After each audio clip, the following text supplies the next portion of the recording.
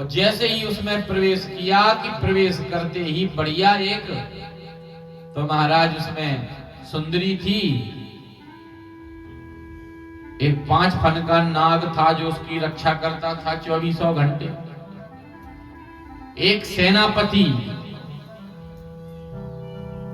10 सैनिक उसमें महाराज उसकी रक्षा में थे।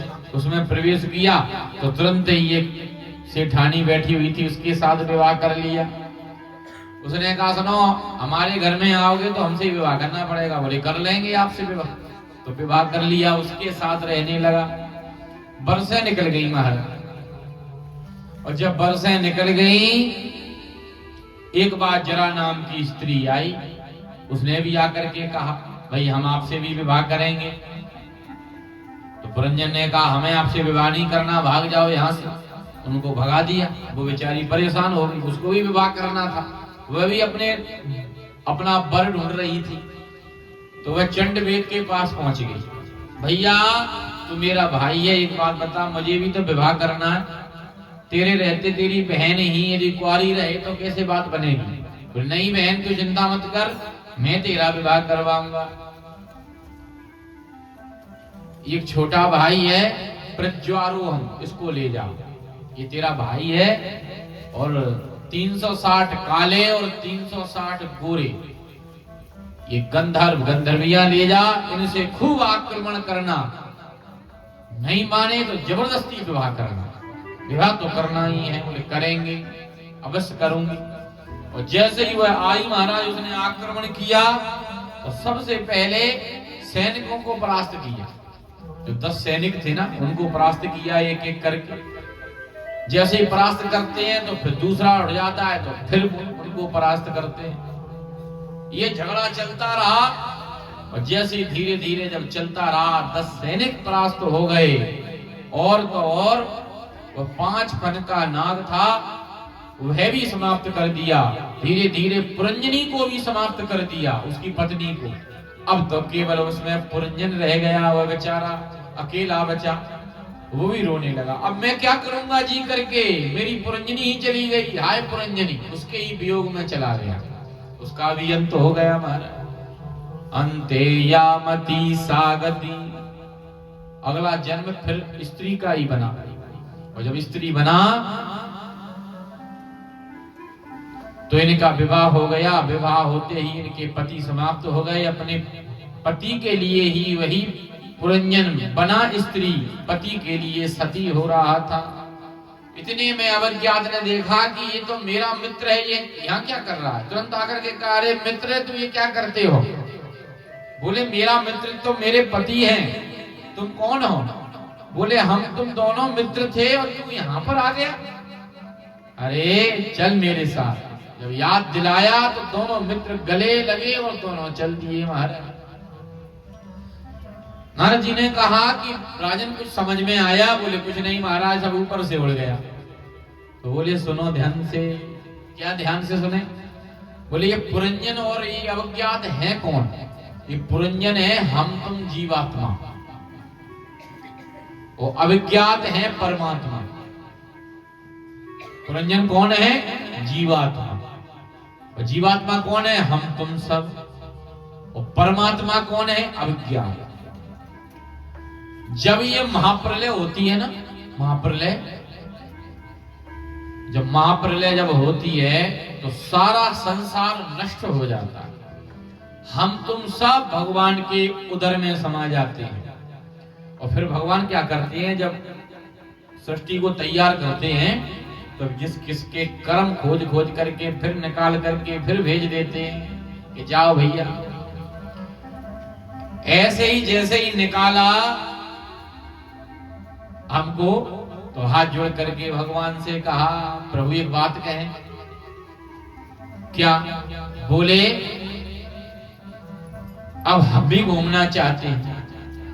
तो भगवान ने कहा भले ही घूम लो, कौन मना करता है तुमसे, लेकिन हमको भी याद रखना भाई, तुम घूमने तो जा रहे हो, नहीं उदयपुर में आए और फंस के ही रह जाए। घूमो लेकिन घर का भी तो ध्यान रखो भाई। तो बोले ठीक है महाराज, नहीं ऐसी गलती नहीं होगी। अब जैसे ही हमने भगवान से आज्ञा प्राप्त हुई तो चल पड़े, लाखों शहर घूमे महाराज। लाखों शहर कौन से हैं? कुत्ता भी बनी, बिल्ली भी बनी, शेर हाथी न जाने, इतनी योनियां हैं, इतने शहर हैं। सारे शहरों में हमने घूम करके देखा, एक भी शहर अच्छा नहीं लगा। और जैसे ही ये सुंदर देही मानव देही देखी, इसमें हमारा मन अटक गया कि ये बहुत बढ़िया है, इसमें बड़ा आनंद है। तो इसमें जैसे ही प्रवेश किया महाराज, तो प्रवेश जैसे ही करेंगे तो इसमें कौन है? सर्वप्रथम है इसमें महाराज पुरंजनी। ये पुरंजनी कौन है? स्त्री कौन है? ये बुद्धि। इसमें आए तो तुरंत ही बुद्धि के साथ तुम्हारा विवाह हो गया। ये सेनापति कौन है? ये मन ही सेनापति है। ये सैनिक कौन है? 10, 5 ज्ञानेंद्रियां और 5 कर्मेंद्रियां, ये 10 सैनिक हैं महाराज। ये 5 फन का नाग क्या है? 5 फन का नाग है अपान, व्यान, उदान, समान और प्राण।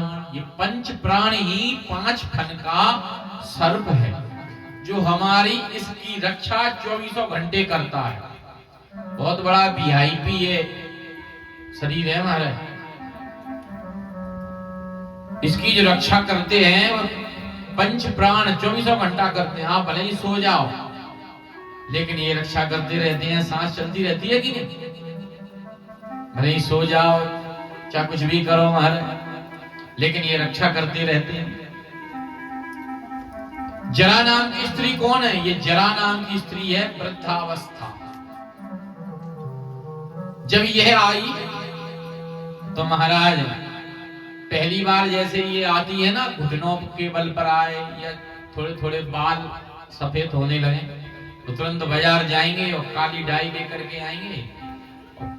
देखा ना, थोड़ा सा दिख रहा है कहीं बाल सफेद तो नहीं हो रहा है, तुरंत लगा लिया महाराज। तो तुरंत वृद्धावस्था को भगा दिया, भाग यहाँ से, अभी तेरा कोई काम नहीं है। घुटना भी यदि दर्द करने लगे तो तुरंत डॉक्टर के पास जाएंगे, महाराज थोड़ा इलाज हो जाए तो ठीक रहेगा, तो तुरंत इलाज हो जाएगा। तो वृद्धावस्था तो निरंतर अटैक कर रही है, निरंतर प्रहार कर रही है। थोड़ी सी आंखों में प्रॉब्लम आई तो तुरंत पहुंच गए, डॉक्टर साहब ये आंखें देखो। क्यों? थोड़ी प्रॉब्लम है, तो तुरंत ही चश्मा लगा लिया, दवाई वाई खा करके वृद्धावस्था से कहा चल भाग, अभी तेरा कोई काम नहीं है। लेकिन वो भी बड़ी चतुर है महाराज, वो भी चंडवेग के पास जाती है। चंडवेग कौन है? ये समय चक्र। उसके पास जाकर के कहती है भैया कुछ भी करो और मुझे भी विवाह करना है। तो वो कहेगा चिंता मत कर बहन, ये छोटा भाई है प्रज्ञारोहम। प्रज्ञारोहम क्या है? ये रोग, इसको ले जा, इसके साथ आक्रमण करना। 360 काले 360 गोरे, ये गंधर्व गंधर्वियां, ये सैनिक ले जा। ये कौन है? ये रात और दिन, इनसे तू निरंतर आक्रमण करना, फिर देखें कैसे बात बनेगी। अवश्य तेरे से विवाह होगा, तो चिंता मत कर।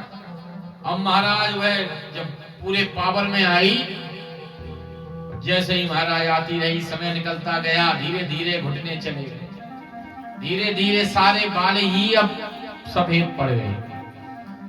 अरे थोड़ा बहुत जो दिखता था वो भी दिखना बंद हो गया, थोड़ा बहुत सुनना था वो सुनना बंद हो गया। सारी इंद्रियां धीरे धीरे शिथिल होने लगी। मन बेचारा घबराने लगा, हाय मैं अब क्या करूं। मन को भी परास्त कर दिया, सैनिकों को भी परास्त कर दिया।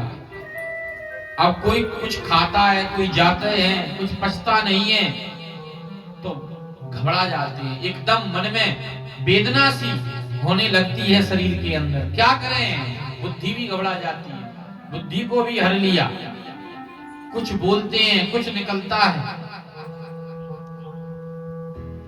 बस उसी बुद्धि पुरंजनी की याद में हम भी अपना जीवन वैसे ही निकाल लेते हैं। हाँ ये क्या होगा, वह क्या होगा, धीरे धीरे प्राण ही निकल गए। अंते यामति सागति, अंत में जैसा हमने विचार किया वही योनि हमको प्राप्त हो जाती है। इसलिए महाराज सुखदेव जी कहते हैं, राजन, जब नारद जी ने कहा कि ये सारा जो जीवन है, एक आपने अभी देखा होगा, अभी न्यूज पे चल रहा है, वेदांता के बहुत बड़े माने हुए हस्ती के उसके मालिक थे, ओनर थे। उनके एक ही पुत्र था, वह समाप्त हो गया। उनकी शायद इतनी संपत्ति है कि यदि आकलन किया जाए तो उसका कुछ कह ही नहीं सकते, कितनी संपत्ति होगी उनके पास। लेकिन उन्होंने थोड़ी रुचि भगवान से जुड़ा हुआ था मन।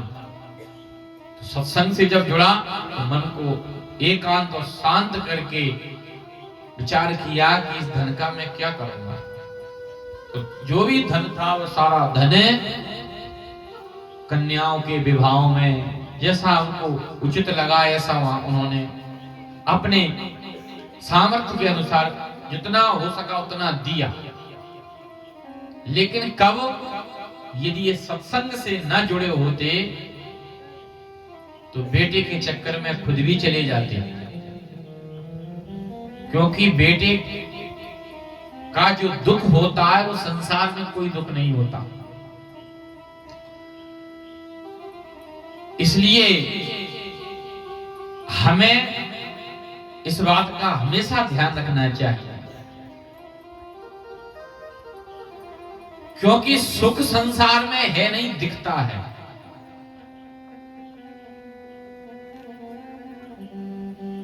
धनहीन कहे धनवान सुखी,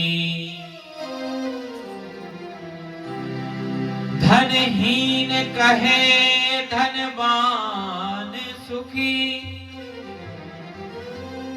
धनवान कहे सुख राजा तुम्हारी। देखो, जिसके पास धन नहीं है वो यही विचार करेगा कि मेरे पास धन नहीं है, इसके पास धन है तो ये सुखी है।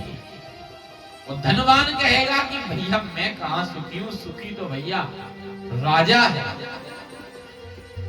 तो राजा कहे महाराजा सुखी, महाराजा कहे सुख इंद्र को भारी। महाराजा से पूछा कि क्या आप सुखी हो? बोले महाराज मैं भी सुखी नहीं हूं, सुखी है तो इंद्र देवता है। इंद्र देवता के पास पहुंची, महाराज क्या आप सुखी हो? तो इंद्र कहे चतुरानन को सुख, और ब्रह्मा कहे सुख विष्णु को भारी। इंद्र देवता से भी पूछा क्या महाराज आप सुखी हो? बोले भैया मैं नहीं हूं, सुखी तो ब्रह्मा जी हैं। ब्रह्मा जी से पूछा आप हो? बोले हम भी नहीं है। तो बोले सुखी तो शेष सैया पर जो विराजमान है वे ही निश्चिंत होकर के वहां पर विराजमान है, वही सुखी हो सकते हैं। भगवान नारायण से आकर के पूछा प्रभु क्या आप सुखी हो? भगवान नारायण ने कहा भैया एक परिवार में 2, 4, 10 लोग होते हैं, वह सुखी नहीं हो सकता, तो मेरा तो सारा संसार ही परिवार है, तो मैं सुखी कहां से होऊंगा? मैं कहां से हो सकता हूं? तो सुखी कौन है? तो किसी संत के पास जाकर के पूछा तो तुलसीदास विचार कहें, हरि भजन बिना सब जीव दुखारी। बिना भजन के तो ये जीवन ही व्यर्थ है। इसका